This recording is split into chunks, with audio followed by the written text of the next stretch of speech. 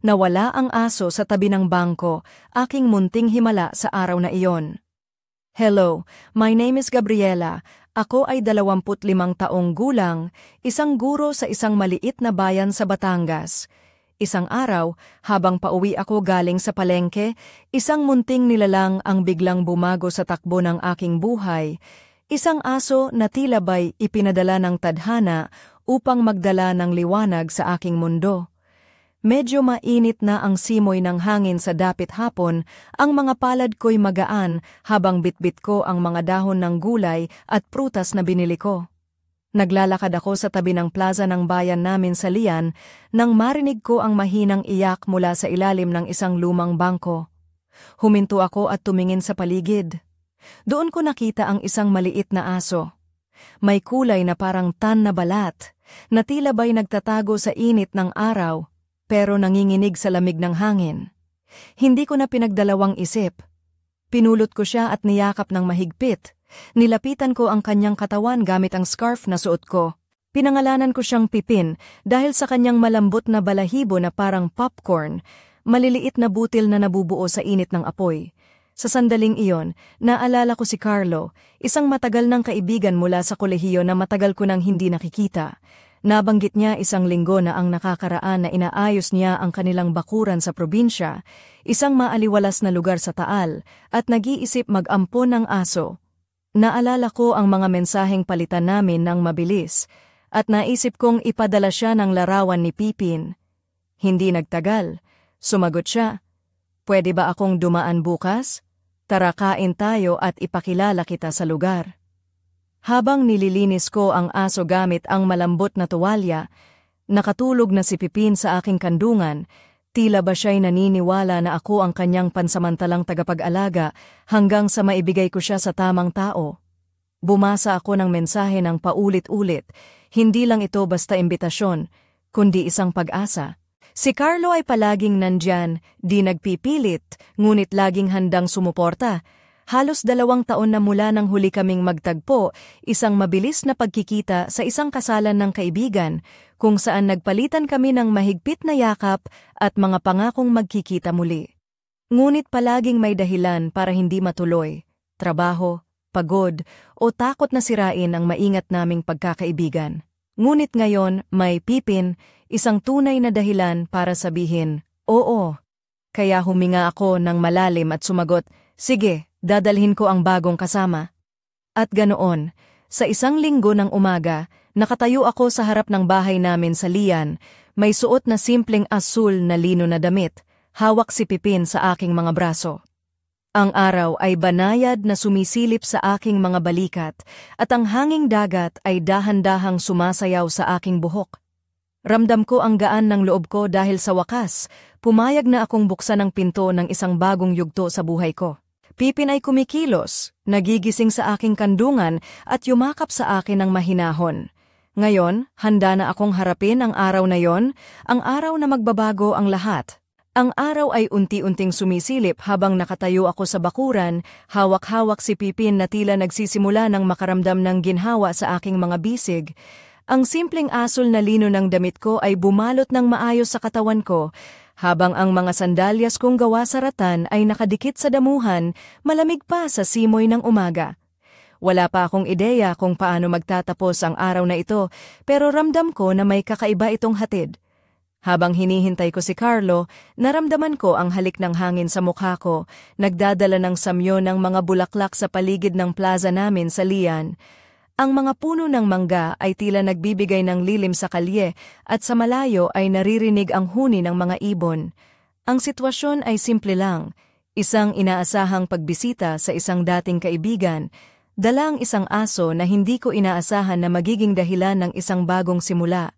Sa mga huling linggo, naging masikip ang aking schedule sa pagtuturo at mga gawain sa bahay, kaya naman ang imbitasyon ni Carlo ay tila sagot sa mga pagod na iyon.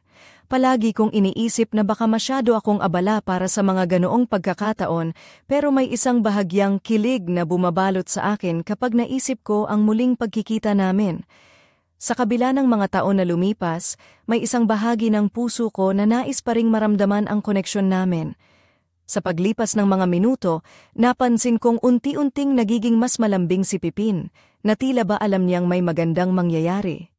Ang maliit niyang mga mata ay kumikislap sa liwanag ng araw habang ang kanyang maliliit na paa ay dahan-dahang kumikilos sa aking mga bisig. Nakatutuwang isipin na, sa kabila ng kanyang pagkabata, may taglay siyang tapang na magtiwala sa isang estranghero. Sa wakas, narinig ko ang tunog ng sasakyan na papalapit sa aming bahay. Isang lumang Toyota Tamaraw ang huminto sa harap ng aming gate. Ang mga gulong nito ay bahagyang umikot sa malambot na lupa.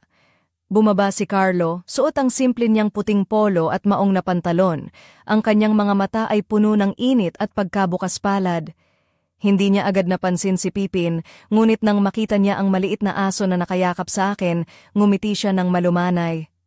"Uy, ang cute naman yan," sabi niya habang inaabot ang kamay para damhin ang buhok ni Pipin.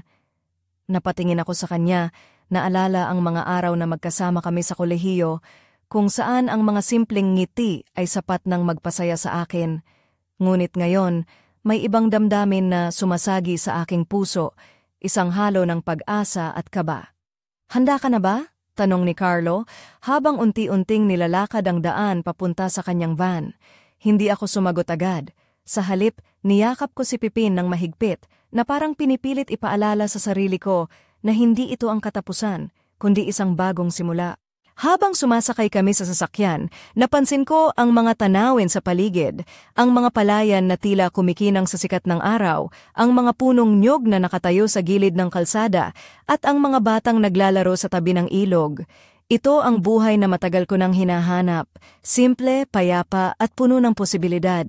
Sa bawat pag-ikot ng gulong, naramdaman ko na unti-unti ring umiikot ang mundo ko sa direksyon ng isang hindi ko inaasahang kwento. Ang paglalakbay namin papunta sa bukid ni Carlo sa Taal ay puno ng mga tahimik na sandali at mga pagkakataong punong-puno ng mga alaala. Nakaupo ako sa tabi niya sa loob ng lumang Tamaraw, hawak ang maliit na katawan ni Pipin na unti-unting nakatulog sa aking mga bisig.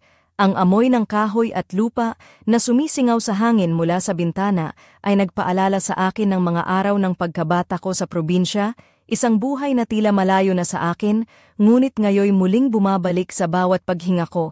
Lumipas ang ilang minuto nang magsimula siyang magsalita, tila ba nais niyang buksan muli ang mga pinto ng aming nakaraan. "Alam mo, Gabi, hindi ko inakala na balang araw, dadalhin mo ang munting ito sa akin. Parang may plano na ang tadhana, ano?"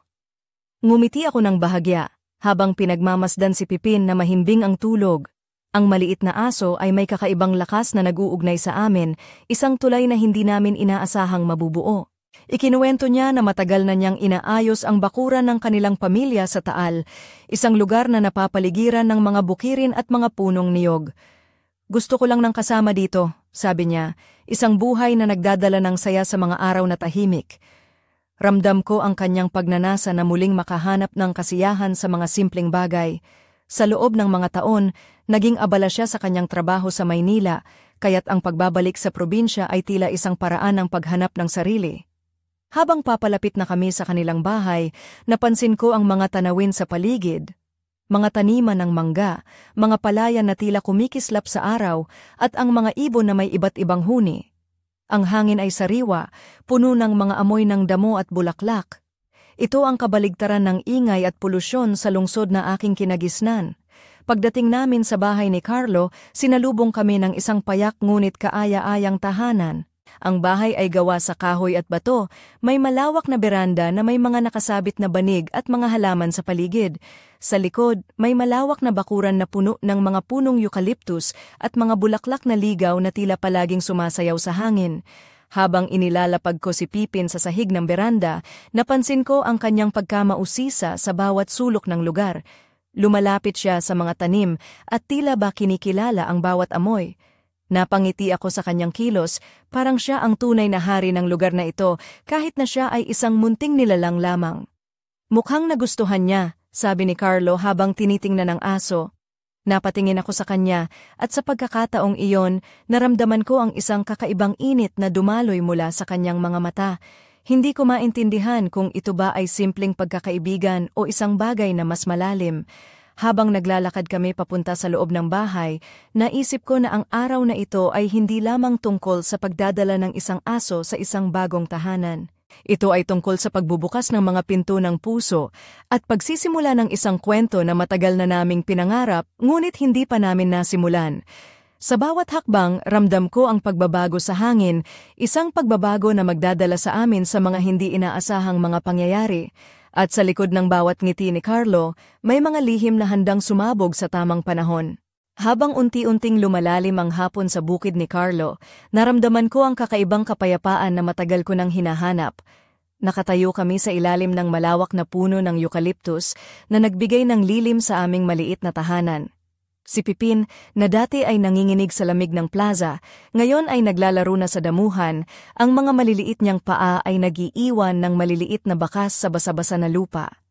Si Carlo ay abala sa paghahanda ng pananghalian, isang simpleng inihaw na baboy at ilang gulay mula sa kanilang taniman. Ang amoy ng uling at inihaw na karne ay nagpaigting sa aking gana, na para bang sinasabi ng paligid na ito ang tamang oras para magsimula ng mga bagong kwento at alaala. Habang naghuhugas si Carlo ng mga gulay sa lababo, napagmasdan ko siya ng tahimik. Suot niya ang puting polo na bahagyang basa sa pawis ng paggawa at ang maong na pantalon na medyo kupas na sa kulay. Ang kanyang mga kamay ay malakas ngunit maingat sa bawat galaw, nagpapakita ng pagiging isang taong may malasakit sa mga bagay na ginagawa. Alam mo Gabi, sabi niya habang tinitingnan ang mga gulay, ang lugar na ito ang laging naging kanlungan ko. Kahit gaano pa ako kabisi sa Maynila, dito ko laging nararamdaman na ako ay tunay na buhay. Lumingon siya sa akin, ang mga mata niya ay may halong lungkot at pag-asa. Sumagot ako, naiintindihan ko. Minsan, kailangan lang talaga nating bumalik sa mga simpleng bagay para maramdaman ang tunay na kahulugan ng buhay. Napangiti siya, at sa simpleng sagot ko, naramdaman ko na may naabot akong bahagi ng kanyang puso na matagal nang nakabaon. Pagkatapos naming kumain sa beranda, naupo kami sa lumang bangko na gawa sa kahoy, habang si Pipin ay nakahimlay sa aking mga hita, nakatulog na sa init ng araw. Napansin ko ang mga mata ni Carlo na nakatingin sa akin nang mas matagal kaysa dati. Tila may gustong sabihin ngunit nag-aalangan. Gabi, simulan niya ng may kaba sa boses, naalala mo ba nung huling beses tayong nagkita sa bayan? Parang ang tagal na noon, pero hindi ko maiwasang isipin kung paano nagbago ang lahat. Tumango ako, iniisip ang mga sandaling iyon, ang mga ngiti, ang mga tawa, at ang mga sandaling hindi namin nasabi ang mga salitang mahalaga. Oo, naalala ko, sagot ko, at kahit ilang taon na ang lumipas, may mga bagay na nananatiling pareho. Napangiti siya ng bahagya at naramdaman ko ang tensyon na unti-unting bumabalot sa pagitan namin. Sa gitna ng katahimikan, napagtanto ko na ang araw na ito ay hindi lang basta pagdala ng aso sa isang bagong tahanan. Ito ay simula ng muling pagtuklas sa mga damdamin na matagal nang nakatago sa ilalim ng alikabok ng panahon. Ang bawat tawa, bawat tingin ay tila naglalagay ng mga piraso ng isang puzzle na matagal nang nais naming buuin. Habang papalalim ang gabi at ang mga bituin ay nagsisimulang sumikat sa kalangitan, naramdaman ko na may mga bagay na hindi na kayang itago pa. Ang mga lihim, ang mga pangarap, at ang mga pag-asa ay nagsisimulang magtagpo sa isang pagkakataon na hindi namin inaasahan. At sa bawat hininga ng hangin na dumadaloy sa paligid, alam kong ang araw na ito ay magiging simula ng isang kwento na magbabago sa aming buhay, magpakailanman. Habang unti-unting bumabalot ang dilim sa paligid ng bukid, naramdaman ko ang kakaibang tensyon na dumadaloy sa hangin sa pagitan namin ni Carlo.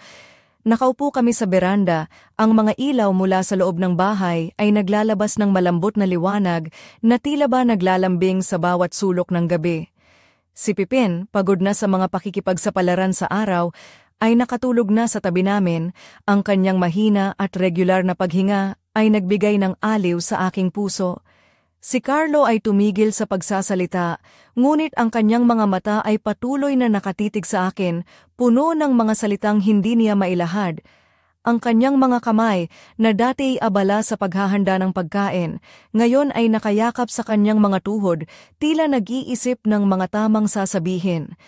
Gabi, wika niya ng mahinahon, napansin mo ba na napakarami nating hindi nasabi sa isa't isa? Parang may mga damdaming pinagtabuyan natin dahil sa takot o pag-aalinlangan. Tumango ako ng dahan-dahan, alam kong totoo yon.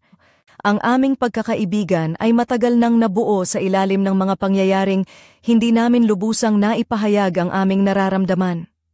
Napailing siya at huminga ng malalim bago nagpatuloy. Hindi ko alam kung paano sisimulan ito, pero nararamdaman ko na ang araw na ito ay iba. Parang may mga pintuan na matagal na nating isinara, ngayon ay unti-unti nang bumubukas. Sa kanyang mga salita, naramdaman ko ang isang matinding pagnanais na palalimin ang aming samahan, isang pagnanais na matanggap ang nakaraan at harapin ang hinaharap ng magkasama. Ako naman ay sumagot ng may bahagyang pag-aalinlangan, "Carlo, matagal na akong natatakot. Natatakot na baka masira ang maganda nating pagkakaibigan kung susubukan nating maging higit pa rito." Ngunit sa kabila ng aking mga salita, alam kong may bahagi sa puso ko na gustong sumubok, gustong maramdaman ang init ng isang pagmamahal na matagal nang nakabaon.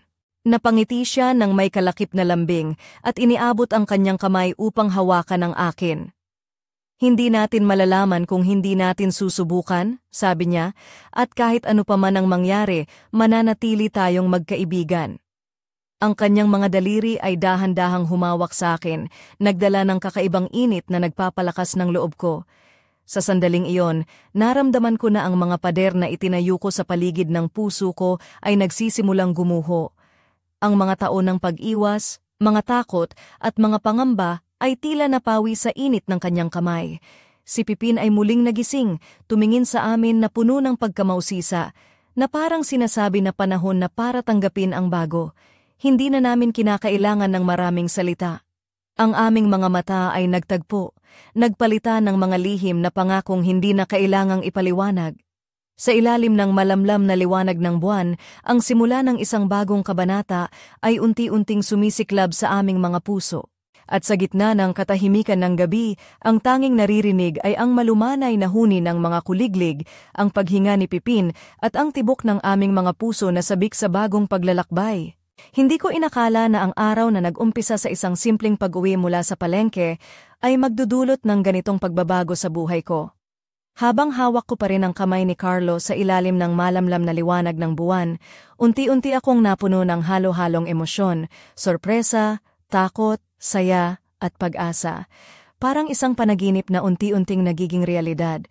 Habang nakaupo kami sa beranda, si Pipin ay mahimbing ang tulog sa aking kandungan at ang malamig na simoy ng hangin ay naglalambing sa aking balat. Hindi ko maiwasang isipin kung paano nagbago ang aking pananaw sa mga bagay-bagay. Ang dating takot na sirain ang aming pagkakaibigan ay napalitan ng pananabik na tuklasin ang posibleng bukas na naghihintay. Napatingin ako kay Carlo na ngayon may kakaibang liwanag sa kanyang mga mata, liwanag ng pag-asa at panibagong simula. Paano kung mali ang lahat?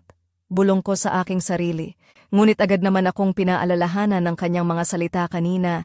Hindi natin malalaman kung hindi natin susubukan, at iyon ang naging lakas ko upang harapin ang mga susunod na hakbang. Habang iniisip ko ang mga ito, naalala ko ang mga sandaling nawala kami sa isa't isa, mga taon ng pagkakalayo, mga araw na puno ng pangungulila, at mga gabi ng pag-iisip kung ano ang maaaring nangyari kung nagkausap kami ng mas bukas ang puso. Ngayon, tila binigyan kami ng pagkakataon na magsimula muli ng mas matatag at mas totoo. Ngunit sa kabila ng lahat ng ito, may bahagi sa akin na nagtatanong, paano kung ang lahat ng ito ay pansamantala lamang? Paano kung ang aming muling pagkikita ay isang ilusyon lang na mawawala rin sa paglipas ng panahon? Ang mga tanong na ito ay bumabalot sa aking isipan, ngunit hindi ko pinayagang sirain nila ang kasalukuyan. Nakaramdam ako ng pasasalamat dahil sa maliit na nilalang na ito, si Pipin, na siyang naging tulay para kami ni Carlo ay muling magkita. Sino ang mag-aakala na ang isang munting aso na nangangailangan ng tahanan ay magiging simula ng isang kwento na puno ng pag-ibig at pag-asa? Habang pinagmamasdan ko ang mga bituin sa kalangitan, alam ko na may mga pagsubok pa kaming haharapin. Ngunit sa unang hakbang na ito, naramdaman ko ang tapang na harapin ang lahat. Sapagkat sa huli, hindi lang si Pipin ang nakahanap ng bagong tahanan. Ako rin ay nakahanap ng isang tahanan sa puso ni Carlo. At sa mga sandaling iyon, habang ang gabi ay naglalaman ng mga lihim at pangarap, napagtanto ko na ang tunay na kwento ay nagsisimula pa lamang. Hindi ko inaasahan na ang muling pagkikita namin ni Carlo ay magdadala ng isang lihim na matagal nang nakabaon sa kanyang puso, isang lihim na nagbubukas ng isang bagong kabanata sa aming kwento. Nang gabing iyon, habang nag-uusap kami sa ilalim ng mga bituin, may bigla ang pagbabago sa kanyang tindig, sa paraan ng kanyang pagtitig sa akin. Para bang may gustong sabihin ngunit kinakabahan. Gabi, simula niya ng may bahagyang pag-aalinlangan, may isang bagay akong kailangang sabihin sa'yo. Hindi ko ito nasabi noon dahil natatakot ako, pero ngayon parang panahon na. Napatingin ako sa kanya ng mabigat ang dibdib, handang pakinggan ang anumang ilalabas niya. Alam mo ba ang tungkol sa aking pamilya sa Taal? Tanong niya, pilit inaayos ang mga salita. May isang matandang bahay sa dulo ng aming bakuran na matagal nang isinara. Ang totoo, may mga bagay doon na hindi alam ng marami. Napuno ng kuryosidad ang aking mga mata. Hindi ko inaasahang magkakaroon ng ganitong twist ang kwento namin. May mga kwento tungkol sa lumang bahay na iyon, patuloy niya, mga lumang lihim na pinipilit itago ng aking pamilya. Namangha ako sa kanyang sinabi, para bang may isang misteryo sa likod ng payak na buhay sa probinsya na ngayon ko lang nalaman. Hindi ko mapigilang itanong, ano ang mga kwentong iyon at bakit ngayon mo lang ito sinasabi? Si Carlo ay huminga ng malalim, tila nag-iisip kung paano niya ako gagawing bahagi ng kanyang mundo. Hindi ito madaling sabihin, ngunit nais kong malaman mo ang lahat bago tayo magpatuloy, sagot niya. Habang nakikinig ako, naramdaman ko ang pagtaas ng tibok ng puso ko. Ang araw na ito ay hindi lamang nagdala ng pag-ibig at pag-asa, kundi pati na rin ng mga lihim na magpapatibok sa aming samahan. Ang bawat salita ni Carlo ay nagbukas ng pinto sa isang kakaibang mundo na puno ng mga tanong at misteryo. Si Pipin ay biglaang tumayo. Tila ba naramdaman ang bigat ng aming usapan? Nilapitan niya kami, at sa kanyang mga mata ay may kakaibang ningning, parang siya ang tagapagbantay ng mga sikreto ng bahay na iyon. Hindi ko alam kung ano ang naghihintay sa amin sa lumang bahay sa dulo ng bakuran, ngunit ramdam ko na ang buhay ko ay papasok sa isang yugto na puno ng mga hindi inaasahang pangyayari. At sa kabila ng takot, may kakaibang pananabik na sumisibol sa aking puso. Ang tanong ngayon, handa ba akong harapin ang mga lihim na matagal nang nakatago at ang mga pagbabagong dala nito sa aming dalawa? Kinabukasan, habang ang sikat ng araw ay dahan-dahang pumapasok sa aming maliit na silid, ramdam ko ang bigat ng mga sinabi ni Carlo kagabi. Ang mga lihim na matagal niyang tinatago ay tila anino na sumusunod sa bawat hakbang namin sa bakuran. Ngunit sa halip na matakot, may kakaibang tapang na sumibol sa akin, isang tapang na handang harapin ang anumang hamon na darating. Habang nag-aayos kami ng mga gamit sa silid, napansin kong palihim na tinitingnan ni Carlo ang lumang susi na nakabitin sa kanyang kwintas. Ito ang susi ng lumang bahay, sabi niya. Isang lugar na matagal nang nais kong ipakita sa iyo, pero natatakot akong isapubliko ang mga kwento nito. Napangiti ako ng bahagya, alam kong hindi ito basta-basta desisyon para sa kanya. Naglakad kami patungo sa dulo ng bakuran, tinatahak ang makitid na daan na pinalilibutan ng mga punong eucalyptus. Ang mga dahon ay sumasayaw sa hangin, nagdadala ng malamig na simoy na tila ba nagwawalis ng bawat alalahanin. Sa harap namin ay ang lumang bahay, isang estruktura na puno ng mga bakas ng panahon, may mga sirang bintana at pinto na bahagyang nakabukas. Pumasok kami sa loob at agad kong naramdaman ang kakaibang enerhiya. Ang mga dingding ay may mga lumang litrato ng pamilya ni Carlo at mga antigong gamit na tila ba may mga kwento ng mga taong nanirahan dito. Ngunit higit pa sa mga pisikal na bagay, naramdaman ko ang bigat ng mga alaala na nakatago sa bawat sulok. May mga bagay dito na hindi mo inaasahan, paalala ni Carlo habang dahan-dahan kaming naglalakad sa madilim na silid. Mga lihim na matagal nang itinago ng aking pamilya upang mapanatili ang kapayapaan. Napatingin ako sa kanya, ang kanyang mukha ay seryoso ngunit may halong pangamba. Biglang may narinig kaming kaluskos mula sa taas ng hagdanan. Si Pipin ay tumayo, nag-alala at tumahol ng malakas, parang nagpapaalala sa amin na may hindi namin nakikita. Tumigil kami, nagpalitan ng tingin, alam naming hindi ito basta ingay ng lumang bahay. Handa ka na ba? Tanong ni Carlo habang inaabot ang kamay upang hawakan ang akin. Ramdam ko ang lakas ng kanyang paghawak at sa kabila ng kaba, sumagot ako ng may kumpiyansa, "Oo, sama mo ako sa lahat ng ito." Habang umaakyat kami ng hagdan, ang bawat hakbang ay tila nagpapatibok ng aming mga puso ng mas mabilis. Ang dilim ay gumigiba sa paligid, ngunit ang presensya namin sa isa't isa ay nagbibigay ng liwanag na hindi matitinag. Hindi ko alam kung anong mga lihim ang naghihintay sa itaas, ngunit isang bagay ang sigurado ako, ang araw na ito ay magiging simula ng isang kwento na higit pa sa aming inaasahan, isang kwento ng pag-ibig, katapangan, at mga misteryong kailangang tuklasin ng magkasama. Habang umaakyat kami ng hagdan, bawat hakbang ay sumasalamin sa pag-alala ng mga nagdaang taon, mga alaala na matagal nang nakabaon sa dilim ng lumang bahay. Ang kahoy sa ilalim ng aming mga paa ay umuungol ng mahinang daing, na para bang nagbabantang ipaalala ang mga lihim na matagal nang itinago. Si Pipin ay tahimik na sumusunod sa amin, ang kanyang mga mata ay tila nagmamasid sa bawat sulok, handang ipagtanggol kami sa anumang panganib. Pagdating namin sa pinakapuno ng bahay, isang malawak na silid na puno ng alikabok at mga lumang gamit, nakita ko ang isang kahon na may mga lumang liham at larawan. Pinulot ito ni Carlo ng may pag-alaala sa mga mata at dahan-dahan niyang binuklat ang mga pahina ng nakaraan. "Ito ang mga sulat ng aking lola," paliwanag niya. Mga kwento ng kanyang buhay, mga pangarap, at mga lihim na hindi niya nais maipasa sa susunod na henerasyon. Habang binabasa niya ang mga sulat, napansin ko ang pagbabago sa kanyang mukha, ang kalungkutan, ang pangungulila, at ang pag-asa na muling maibalik ang mga nawalang bahagi ng kanyang pamilya. "May mga bagay na hindi natin madaling maintindihan," ani Carlo, "pero kailangan nating harapin ang mga ito upang makalaya." Biglang may malakas na kaluskos mula sa ibaba ng bahay na para bang may nagagalit na espiritu na hindi nasisiyahan sa aming pagpasok. Si Pipin ay muling tumahol ng malakas, ang mga balahibo sa kanyang likod ay tumayo. Napatingin kami sa isa't isa, alam naming hindi ito basta-basta. Sa gitna ng tensyon, naramdaman ko ang mahigpit na paghawak ni Carlo sa aking kamay. "Hindi tayo nag-iisa dito," bulong niya. Ang mga salita niya ay nagdala ng kakaibang lakas at tapang sa akin. Sa kabila ng mga misteryo at panganib, ramdam ko na magkakasama kami sa pagharap sa lahat ng ito. Ang gabi ay tila humahaba, puno ng mga tanong at pangamba, ngunit sa puso ko ay may apoy na naglalagablab, isang apoy ng pananabik, tapang, at pag-ibig.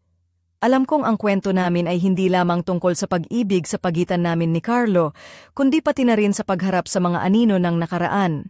At habang ang mga anino ng lumang bahay ay sumasayaw sa paligid namin, naramdaman ko na ang aming buhay ay papasok sa isang yugto na puno ng mga pagsubok, lihim, at mga pangakong kailangang tuparin. Isang yugto na magpapabago sa amin magpakailanman. Ngunit sa kabila ng lahat may isang tanong na patuloy na gumugulo sa aking isipan. Ano ang tunay na sikreto ng lumang bahay at handa ba kaming harapin ito ng magkasama? Habang pinipisil ko ang kamay ni Carlo sa madilim na silid ng lumang bahay, naramdaman ko ang bigat ng bawat sandaling dumaraan. Ang mga lihim na unti-unti naming nadidiskubre ay parang mga aninong sumasayaw sa paligid namin, naghihintay ng tamang oras upang sumiklab at baguhin ang lahat.